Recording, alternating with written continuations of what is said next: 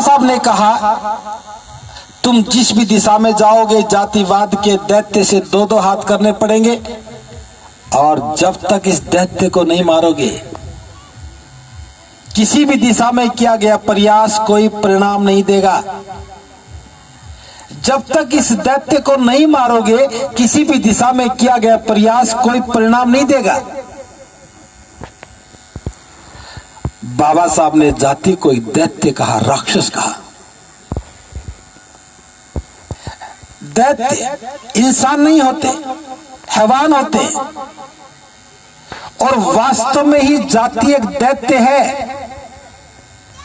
कुछ लोग अपने आप को जाति का बड़ा मानते हैं, उनके लंबे लंबे दांत हैं, वो जहां चाहे जिसका खून पी जाए। उनके पास लाइसेंस है जुल्म करने का, उनके पास लाइसेंस है अपराध करने का, उनके पास लाइसेंस है किसी का भी मनोबल तोड़ने का और किसी को भी बेइज्जत करने का। और न्यायपालिका जिससे उम्मीद की जाती है कि वो अपराधी को सजा दे और जिसके साथ अपराध हो उसे न्याय दे। अभी एक जजमेंट आया,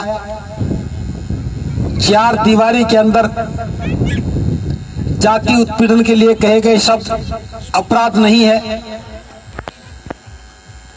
अपराध वही है जो सब सरेआम किया जाए। यही जाति की भावना है, क्योंकि जातिगत अपराध करने वाला उसी जाति का व्यक्ति है। अपराध करने वाला अपनी जाति की पैरवी करने लगेगा तो वो एक बहुत बड़ा अपराध हो जाता है। संविधान न्याय का पक्ष लेता है, न्याय की बात करता है और संविधान की रक्षा करने वाले जाति के आधार पर गुनाहगार को ढूंढते हैं। एक उदाहरण के साथ बात करना चाहता हूं। SC/ST एक्ट कमजोर लोगों के साथ होने वाले जुल्म को रोकने के लिए जुर्मी को सजा देने का प्रावधान है। और सारा देश कहता है कि SC/ST एक्ट खत्म करो, अपराधियों के पक्ष में देश खड़ा हो जाए और न्यायपालिका उसकी हिमाकत करने लग जाए। क्या संविधान उठ करके आएगा? क्या संविधान किसी का हाथ पकड़ेगा? एक भी व्यक्ति जो संविधान का सम्मान करता है एक बात कहने लगे कि अपराधियों को किस बात का संरक्षण?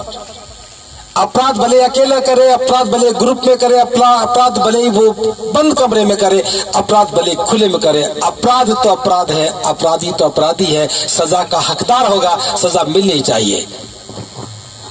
लेकिन हम लोगों को भी आनंद आने लगा है जुल्म सहन करने में। 600 साल पहले गुरु रविदास जी जाति तोड़ने की बात करते रहे और 600 साल तक हम भी बस कहते रहे रविदास जी कह गए जाति तोड़ना है।